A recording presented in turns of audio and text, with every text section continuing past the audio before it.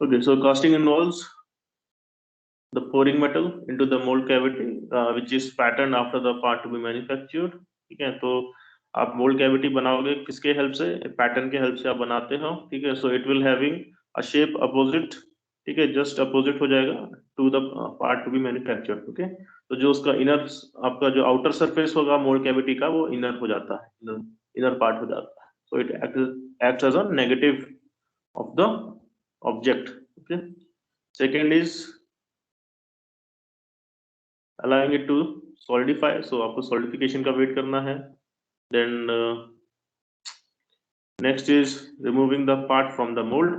okay, so you remove the part, आप उसको जितने भी सपोर्ट्स आपके होते हैं, सैंड स्ट्रक्चर होता है, मोल्ड कैविटी को ब्रेक करते हैं, जो भी कोर्स इम्प्रिंट्स होते हैं उन सबको ब्रेक करते हैं। ठीक है, वो सब ब्रेक करने के बाद में जो बचता है वो आपका कास्ट प्रोजेक्ट होता है, कास्ट ऑब्जेक्ट होता है। उसको थोड़ा सा आप फिनिश करते हैं, साफ करने की कोशिश करते हैं, सैंड ब्लास्टिंग करते हैं। ठीक है, थोड़ा बहुत फिनिशिंग ऑपरेशन उसके ऊपर करते हैं, and that is your final project, final object. Okay, उसको आप इंस्पेक्ट अभी आप करते हैं। उसके बाद नेक्स्ट इज इंस्पेक्शन, कि वेदर जो आपने बनाया है वो सही बना या नहीं बना, उसके अंदर कोई डिफेक्ट्स तो नहीं आ गया है। ठीक है, लाइक आप यहाँ पे मेटल्स को आप पोर करते हो तो उसके अंदर में कुछ अगर इम्प्योरिटीज होती हैं तो आपके सॉलिडिफिकेशन के टाइम पे वो इम्प्योरिटीज आपका गैस बन के निकलने की कोशिश करते हैं। तो वो अगर गैस आपके मेल्ट, जो आपका मेल्ट है मोल्टेन मेटल जो आपका पूल है, ठीक है, अगर उसी के अंदर में ट्रैप हो जाएगा तो वो आपको वहां पे एक पोरस स्ट्रक्चर, आपका वहां पे एक बबल्स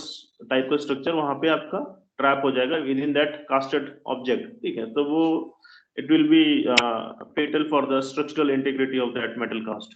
तो वहां पे वो आपका स्ट्रेंथ को क्या कहते हैं, कमजोर करता है वहां पे। So the department of the workshop where the castings are made is known as foundry.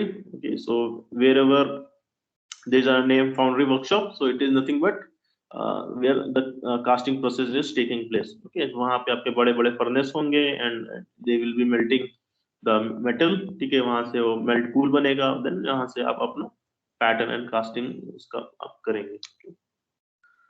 So what are the steps involved in making a casting? So जो भी हमने पढ़ा उसी को एक step wise समझते हैं। So first is the pattern making. Okay, तो आप pattern बनाएंगे।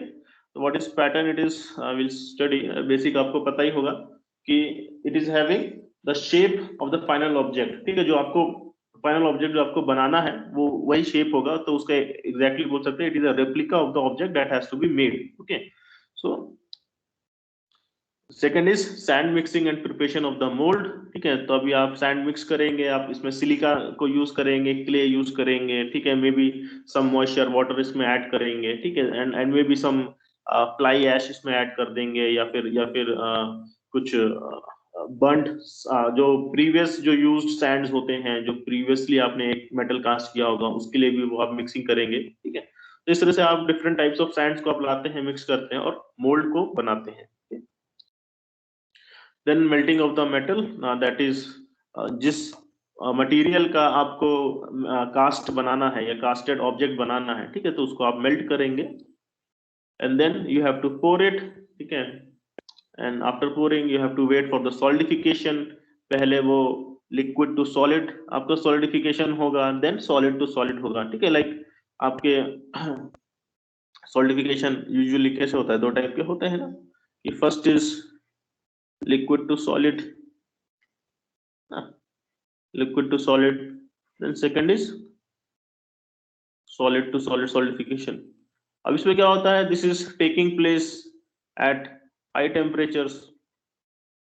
okay, मतलब अभी लिक्विड मेटल है, लिक्विड मेटल होगा मतलब उसके मेल्टिंग पॉइंट से ऊपर होगा। Like if we are talking about steel तो समवॉट अबाउट आपका होगा 1500 डिग्री सेल्सियस के आसपास होगा, तो वहां से वो उसको सॉलिड में कन्वर्ट करेगा। ठीक है, तो अभी भी क्या होगा, वो जो सॉलिड है, ये जो सॉलिड है ये अभी भी तो हाई टेम्परेचर पे ना, यहाँ पे क्या हो रहा है, आपका लेटेंट हीट ट्रांसफर हुआ है, तो आपका टेम्परेचर कांस्टेंट है, खाली फेज चेंज हुआ है। ओके, सो अब यहाँ पे सॉलिड टू सॉलिड क्या है, मतलब ये जो आपका हाई टेम्परेचर है, लाइक ये जो आपका 15 डिग्री सेल्सियस 1500 डिग्री सेल्सियस पे, ठीक है, फिर ये आपका जो रूम टेम्परेचर आएगा 25 डिग्री सेल्सियस के आसपास में। ठीक है, अब चूंकि फाउंड्री की बात कर रहे हैं तो 25 तो नहीं होगा, तो मे बी 35 से 40 डिग्री सेल्सियस के आसपास फाउंड्री का टेम्परेचर होता है, काफी है ना।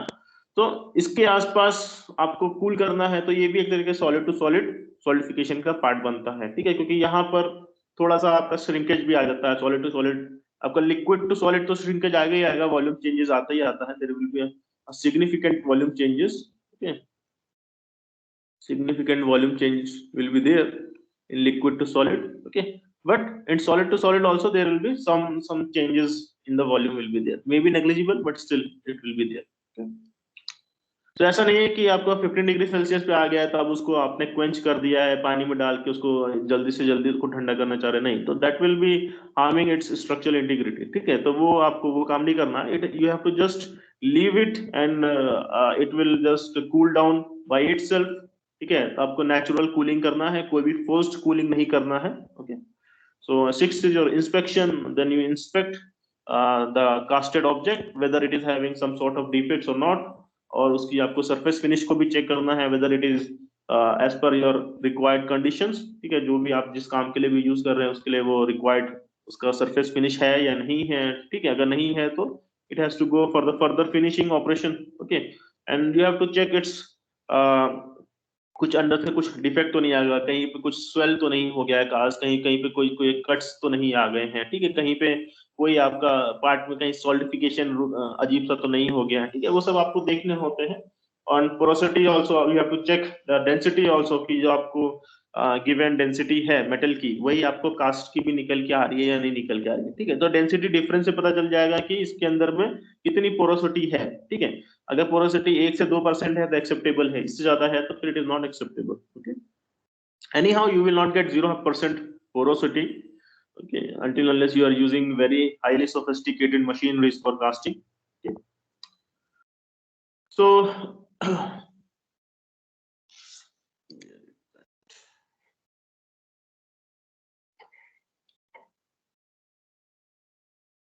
we have actually shifted this somehow.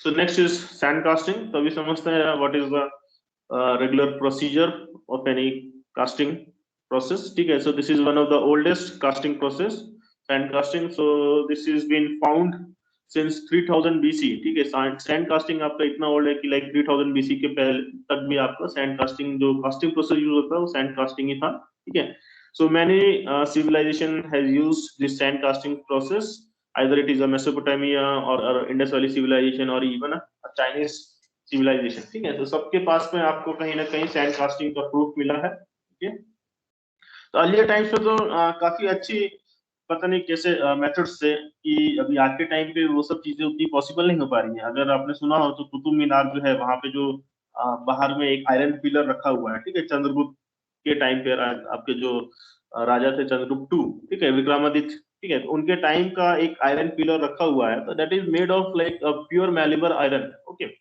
अभी उसकी खासियत क्या है कि वो उसमें कुछ रस्टी नहीं हुआ है, मतलब वो अभी भी जीरो रस्टिंग है, ठीक है, even the part of the pillar which is underground वहां पर भी जो रस्टिंग का प्रोसेस है, जो रस्टिंग की स्पीड है, that is negligibly very very small, ठीक है, तो मतलब कितना अच्छा वो लोग उस टाइम पे उनकी फाउंड्री टेक्नोलॉजी होगी या कास्टिंग टेक्नोलॉजी होगी, that we are not able to replicate till now, है ना, अभी भी आप कुछ भी देखिए तो समय के साथ में वो रस्ट हो ही जाता है, 1 साल के बाद नहीं तो कम से कम 5-10 साल में, एक डिकेड में तो एटलीस्ट रस्टिंग शुरू हो ही जाती है, ठीक है, और वो सोचो कितना पुराना है, वो आपका 400 एडी का है, ठीक है, 400 एडी मतलब समझ रहे हैं आज के टाइम से कुछ भी नहीं तो 1500-1600 साल पुराना है, still it is having like zero rust, okay, और उस टाइम पे कास्टिंग के बाद और हैमरिंग यही सब हुआ होगा, and you can assume that what a great technology it was at that time, so these all people were using sand casting, okay, so what is the sand casting?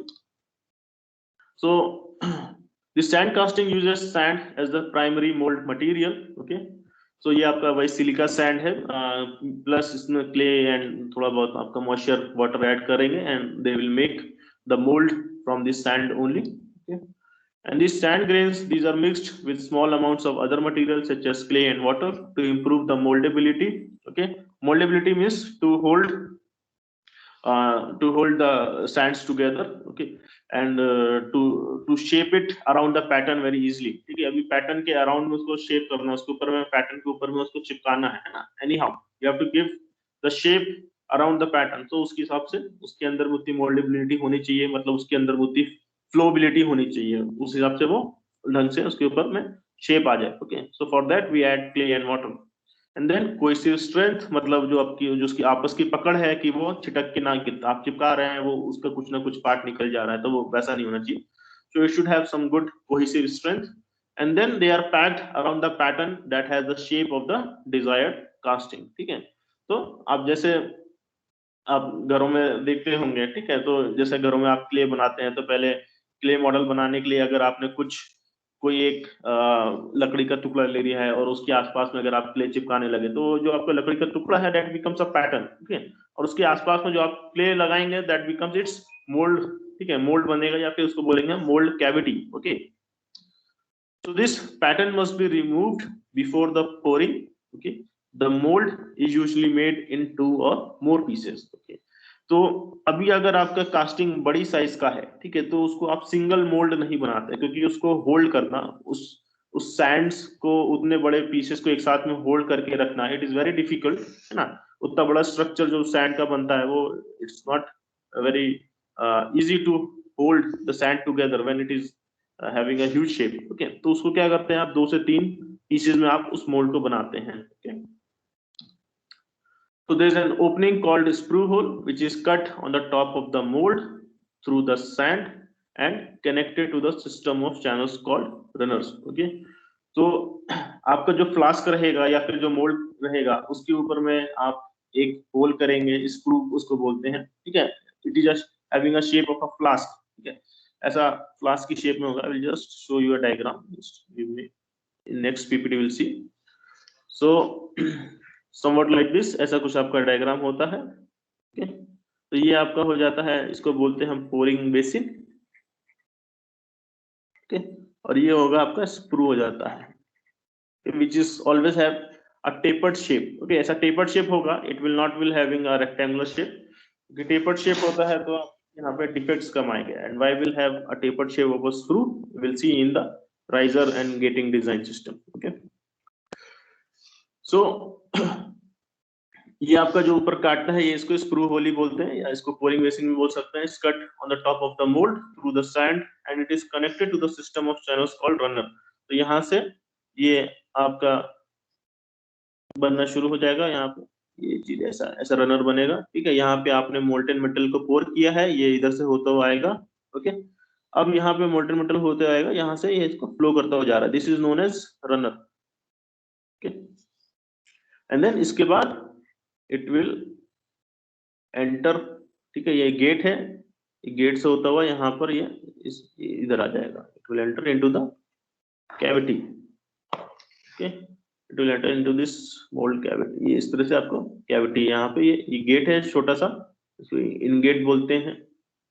Okay, तो यहाँ से ये आपका इस तरह से गिरना शुरू हो जाएगा। ओके, अभी अगर गेट ना हो तो क्या होता है ना, ये सब देखेंगे फायदा नुकसान, why we have a gate over here. Okay, तो यहाँ पे आपका इस तरह से बनना शुरू हो जाएगा and this is your mould cavity over here. Let me clear all this.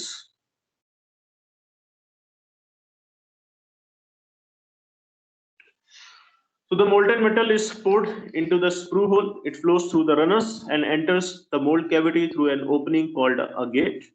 Okay, so this is some schematic. ठीक है, सैंड कास्टिंग का स्कीमेटिक है। यहाँ से देख सकते हैं ये टॉप पे आपका जो बना है, this is your pouring cup और ये स्प्रू होल बोल सकते हैं। Okay, sometimes also known as pouring basin. और यहाँ से ये आपका इस तरह से ये टेपर्ड शेप होते हुए आपका स्प्रू है और यहाँ पे ये आपका कलेक्ट हो रहा है and from this it is moving. ठीक है, ये आपका गेट डिजाइन बोलते हैं। तो ये आपका रनर है, गेट सिस्टम है, यहाँ से ये एंटर कर रहा है कैविटी के अंदर में। ओके, तो ये top part of the flask होता है या मोल्ड होता है उसको हम कोप बोलते हैं, बॉटम पार्ट को हम ड्रैग बोलते हैं। दोनों को जो डिवाइड करते हैं उस लाइन को हम पार्टिंग लाइन बोलते हैं।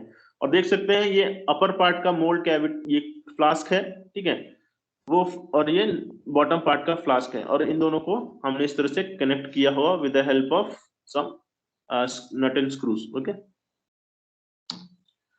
And just to give more clarity, तो ये आपका ओके, अब इस साइड से देखेंगे यहाँ पे ये डिफरेंट क्या कहते हैं इसका व्यूइंग एंगल आ गया है। तो पोरिंग बेसिन यहाँ पर है। ओके, तो ये आपका इस तरह से जाता हुआ जा रहा है एंड दिस यहाँ पे आपका रनर से होता हुआ and then it is entering into this mould cavity, okay. And यहाँ पे राइजर का क्या काम होता है, will see all those things. और यहाँ से ये मोल्ड कैविटी है और ये आपका यहाँ पे क्या कहते हैं ये सब भर रहा है। एंड कोर सैंड्स का क्या काम होता है, while we are using cores also will see. And ये this is in between we have a parting line between this cope and drag, okay. तो ये पूरा का पूरा आपका यहाँ सैंड से भरा हुआ है। तो ये जो जो होल्ड करके रखा हुआ है, तो ये जो बॉटम वाला होता है इसको हम बोलते हैं बॉटम बोर्ड, ठीक है। ये जो आपका जिस बोर्ड के ऊपर में ये बन रहा है ना, ये जो बोर्ड है पूरा का पूरा, ये जो बोर्ड है, ओके, ये जो है, ओके। तो this board is known as your bottom board, इसको आप बोलते हैं, ओके। इसके ऊपर में आप बनाना शुरू करते हैं, धीरे धीरे सैंड को ऐड करना शुरू कर देते हैं, ठीक है। अब सैंड को होल्ड करने के लिए दोनों साइड से इसको कवर करना पड़ेगा, तो ये जो कवरिंग होती है this is known as flask, okay. और इसका जो टॉप कवर होता है टॉप साइड का, उसको बोलते हैं हम कोप बोलते हैं, नीचे साइड को हम ड्रैग बोलते हैं, ओके। अब जितने भी आपके हैवी पार्ट होते हैं ऑब्जेक्ट का या फिर कास्ट का, उसको हम ड्रैग में बनाते हैं, क्योंकि जितना भी होता है ना आपका ये ग्रेविटी से आपका ये सब भरता है, ओके। तो अभी क्या होता है यहाँ पे, अगर हैवी पार्ट आपका कोप साइड में हो या ऊपर की साइड में हो, ठीक है, ये जो बोल रहे ऊपर की साइड में कोप बोलते हैं, अगर ऊपर की साइड में आप कुछ हैवी पार्ट्स यहाँ पे इम्प्रिंट करते हैं या मोल्ड कैविटी यहाँ पे बनाते हैं, तो वो सैंड उसको वो झेल नहीं पाता है, वो वहां से टूटने लगता है, ठीक है। तो इसकी वजह से जो भी आपका आप hello, please mute your mics, okay. So जितने भी आपका हैवी पार्ट होता है कास्ट का, वो आप इधर नीचे की साइड में बनाते हैं, ताकि आपका जो सैंड है वो बाय ग्रेविटी चिपका रहे और वो निकल के ना जाए, ठीक है, उसकी मोल्ड कैविटी खराब ना हो। So we'll see different casting terms. So we'll see what is pattern, parting line, molding sand, backing sand, core, pouring basin, spruce, runner, gate, riser, vent, chaplets, all these things we'll see. Okay. So these are just different angles and views of your sand casting. ठीक है, ये अलग से है, ये भी कोप and drag देख सकते हैं यहाँ से प्रॉपरली। ये अगेन पोरिंग बेसिन, ठीक है, स्प्रू, ये आपका नीचे पार्टिंग लाइन, ये नीचे की ओर में ये आपका रनर बन रहा है, ठीक है, ये यहाँ से आपका मोल्ड कैविटी आ रहा है। Then this is riser, okay. Then vents, vent से आप समझ में आ रहा होगा कि अगर अंदर में कोई गैसेस बन गया है तो उसको रिमूव करने के लिए आपको कुछ होल्स बनाने पड़ेंगे, सच दैट जो भी आपके रिएक्शन की वजह से जो भी गैसेस बन रहे हो that just leaks out the your mould cavity, ठीक है, वो आपके कास्ट के अंदर में फंसे नहीं रह जाने चाहिए, otherwise there will be huge increase in your porosity. What is pattern? So pattern is the replica of the final object to be casted and it is used to prepare the mold cavity. Okay? तो अगर आपको इस तरह से कोई कुछ object बनाना है, ठीक है, इस तरह से कोई भी एक ऐसा ऑब्जेक्ट बनाना है, तो दिस ये आपका यही आपका अभी मोल्ड अभी है कि इसको कौन सा शेप देना है, ठीक है। तो यूजुअली ये आपका पैटर्न इस तरह से रहता है, क्योंकि आपको ग्रेविटी मेड करना है, ठीक है, तो इसको आप ऐसा खड़ा होके नहीं बना सकते हैं, because you need a support for this then, okay. तो इसको सपोर्ट देने के लिए फिर अलग तामझाम करना पड़ेगा, तो what you do, you make this as a bottom and this is upper, ठीक है। तो ये आपका हो गया pattern. Now this is a pattern, okay, which is having a similar shape or same shape of your final object, okay। अब इसी पे अब आपने क्या करना है, इसी में आपको ऐड करना शुरू करना है सैंड्स को, ओके। अब यहाँ पे आपने इसके ऊपर में सैंड जैसा लगाना चिपकाना शुरू करेंगे, ओके। इस तरह से ऐसा सैंड्स चिपकने शुरू होंगे इसके ऊपर में, ओके। तो ये क्या होगा, अभी इस तरह से शेप लेना शुरू कर दिया है। अभी अगर आप क्या कहते हैं इसको रिमूव कर दे, if you remove this pattern, okay, तो दिस जो आपका रह जाएगा वो आपकी मोल्ड कैविटी हो जाएगा with shape in with shape hollow shape of the final object to be made, ठीक है। अब इसके ऊपर आपने क्या करना है, यहाँ से अब आप मोल्टन मेटल को इसमें प्योर करेंगे, ठीक है, और ये जो पूरा का पूरा अगेन ये पूरा शेप इसका भर जाएगा, ठीक है। एंड इसको आप मोल्ड को ब्रेक करेंगे, जो निकल के आएगा आपके पास में वो कास्टिंग आएगा निकल के, ठीक है। So this mold cavity act as a negative of the object to be casted, and we have already discussed. Okay, negative of the film means कि जहाँ पे आपका कलर इन्वर्जन हो जाता है ना, जहाँ पे आपका ब्राइटनेस होनी चाहिए वहां डार्क है, जहाँ डार्कनेस होना चाहिए वहां ब्राइट है, ठीक है, वो सब आपका कलर इन्वर्जन हो जाता है।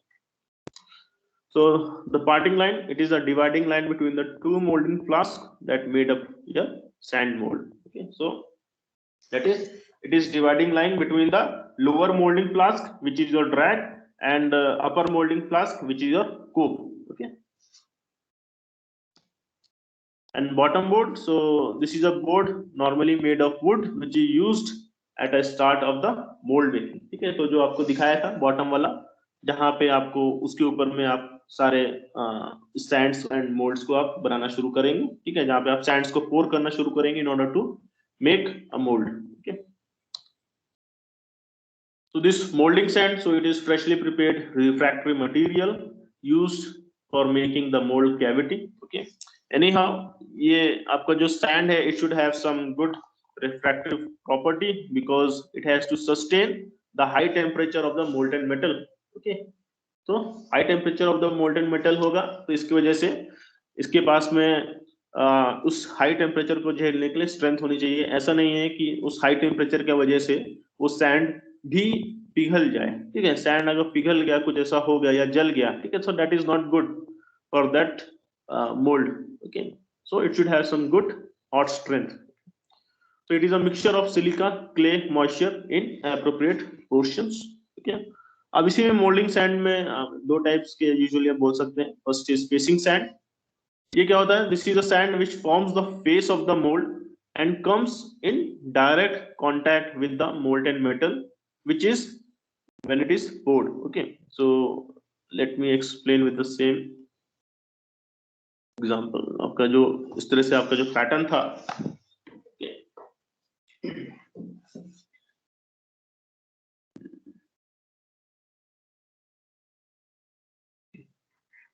ये आपका इस तरह से ऐसा कुछ पैटर्न है।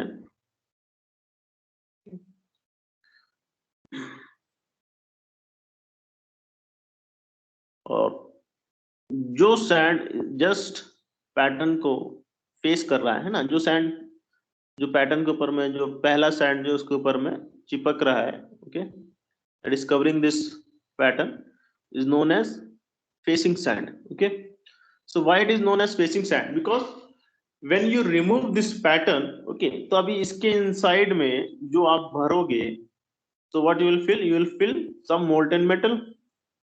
ओके, अब इसके इनसाइड में आप क्या फिल करोगे? मोल्टन मेटल फिल करोगे। तो अब आपने पैटर्न रिमूव कर दिया है, ये शेप रह गया, अब इसके इनसाइड में अब आप मोल्टन मेटल को फिल कर रहे हैं। ओके, अब इसका टेम्परेचर क्या होगा? It is very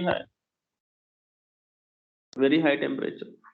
okay, molten metal है तो टेम्परेचर इज वेरी हाई। तो जो भी सैंड आपका इस जो मेटल है उसके या मोल्टन मेटल के डायरेक्ट कांटेक्ट में जो भी आता है, ठीक है, तो उस सैंड को आप बोलते हैं फेसिंग सैंड। एंड इसके अलावा जितने भी आपके सैंड्स होंगे, इसके अलावा जितने भी यहाँ पे सैंड्स होंगे just to make the mould, okay, green colour से जितने भी सैंड्स होंगे, तो this sand is known as backing sand.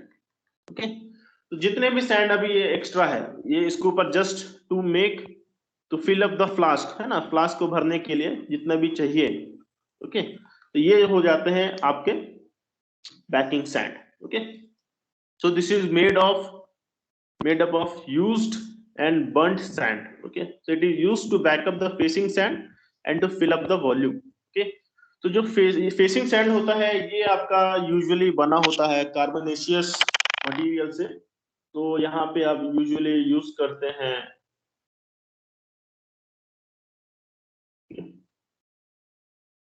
Carbonaceous material से बनता है, ये बोल सकते हैं सैंड से।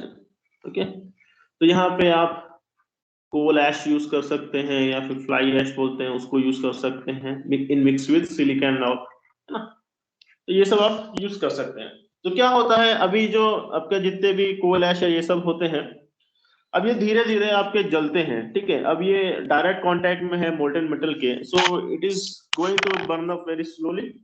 अब ये जलते हैं तो क्या होता है, they will release some sort of gases. तो अब ये जो गैस है, they act as a envelope, ठीक है। तो एक एनवलप बना लेता है सैंड और आपके जो मोल्टेन मेटल जो फ्लो कर रहा है उसके बीच में, ठीक है।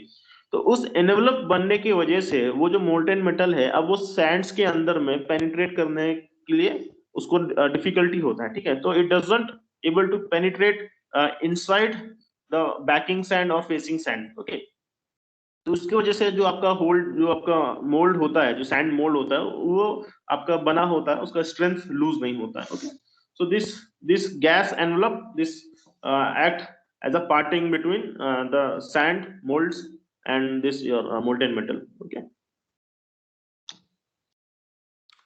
So we have this pouring basin. So it is a small funnel shaped cavity at the top of the mold into which the molten metal is poured, okay. तो ये आप ऊपर से इसको काटते हो, पहले आप ये सब बना लेते हो, फिर उसके आप ये सब अलग से पोरिंग बेसिन इसको काटना पड़ता है, okay. Sprue, this is a passage through which the molten metal from the pouring basin reaches the mold cavity, okay, and it is usually have trapezoidal shape, okay, या बोल सकते हैं tapered, ओके। टेपरिंग क्या होती है, अभी आप इस तरह से कुछ यूज करेंगे, ठीक है। अब यहाँ से अगर आप मोल्टन मेटल डालिए, ठीक है, तो मोल्टन मेटल यहाँ पे डालते हैं तो क्या होता है, there will be some splashing, है ना, कुछ ऐसा स्प्लैश करेगा, इधर से स्प्लैशिंग करेगा, ओके। तो स्प्लैश करते हैं तो वो दिस इज नॉट यूजफुल। तो वहां से स्प्लैशिंग की वजह से क्या होता है, आपका जो सैंड इरोजन हो जाएगा, ठीक है। जो भी आपका सैंड्स वहां पर है वो उसको इरोड होके निकलने लगेगा, या वहां पे छेद हो जाएगा, ठीक है, कुछ गैप्स बन जाएगा। सो इसकी वजह से आप क्या करते हैं, इसको टेपर करते हैं। टेपर करने की वजह से क्या होता है, ये ढंग से इसमें जाता है, ये पूरा ऐसे चिपकते हुए ढंग से इसमें जाएगा, ठीक है। And there is no zero splashing, ठीक है, या नेग्लिजिबल स्प्लैशिंग, ओके। तो स्प्लैशिंग नहीं होता है, ओके। इसकी वजह से इसको आप टेपर करते हैं, okay. Then what is runner? So the passageways in the parting plane through which the molten metal flow is regulated before they reach the mold cavity, okay. तो मेटल फ्लो को जब आप रेगुलेट करते हो, जो जिस पैसेज से होके जाता है वो मोल्ड कैविटी के अंदर में, so that is known as your runners, okay. And gates, this is the actual entry point through which the molten metal enters the mold cavity in the controlled rate. तो कितना किस rate में आप उसको enter करा रहे हैं, it all depends on कि आपने क्या गेट, कैसा गेट बनाया है, किस शेप का बनाया है, ओके। उसका एरिया ऑफ क्रॉस सेक्शन क्या लिया है आपने, it all depends on that, ठीक है। सो आपका नेट वॉल्यूम फ्लो रेट वही रहेगा, बस आप क्रॉस सेक्शन आप चेंज कर दीजिए, एरिया क्रॉस सेक्शन, तो इस हिसाब से आपका वेलोसिटी चेंज कर जाएगा। तो वेलोसिटी चेंज कर जाएगा तो इस हिसाब से आप उसके फ्लो को कंट्रोल कर रहे हैं, ओके। तो this is all, will study this runner and gate design, कि कैसे आप कंट्रोल करते हैं रेट को। So now next is cores. तो अभी आपको किसी कास्टिंग में हॉलो कुछ बनाना है, ठीक है, you need to make some hollow dimensions, okay. इस तरह से कुछ कास्ट है, अब यहाँ पे आपको कुछ ऐसा हॉलो डायमेंशंस चाहिए, ओके। तो हॉलो डायमेंशंस चाहिए मतलब अब आपको क्या करोगे, इस तरह से आपने एक ऐसा मोल्ड कैविटी ऐसा बना हुआ है, ठीक है, तो this is your mould cavity, okay. ये आपका रनर गेट सिस्टम है, यहाँ से आपका आ रहा है, ओके, यहाँ से तो अभी इसको आपको बनाना है कुछ, if you want to make this hole, ठीक है। अभी क्या है, इसका अगर डायरेक्ट मोल्टन मेटल आ जाएगा तो ये पूरा का पूरा भर जाएगा, और ये पूरा का पूरा इस तरह से ये आपका एक कास्ट ब्लॉक बन जाएगा, ठीक है। बट इसके अंदर में ये होल नहीं बनेगा। होल बनाने के लिए क्या करना है, आपको वही सैंड्स को इस्तेमाल करते हुए यहाँ पे एक ऐसा कोट बनाना है, ठीक है। तो यहाँ पे ये ऐसा सैंड की तरह ऐसा ये बन जाएगा, ओके। अब इसको थोड़ा सा यहाँ पे आप क्या कहते हैं, थोड़ा सा ऐसा शेप थोड़ा छोड़ देंगे, ओके। तो अब क्या होता है कि अब यहाँ पे इस नीचे से ऊपर से भरने की जगह हो सकता है आप यहाँ पे नीचे से भरें, ओके। तो ये दो टाइप के रनर सिस्टम। यस, आवाज आ रही है आप लोग को? Yes, yes, sir. Yes, sir. Yes, sir.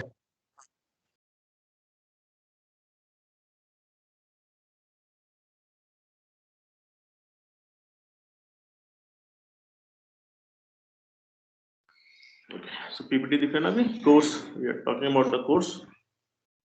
Yes, sir. So this is used for making hollow cavities. So again, we are talking about this only.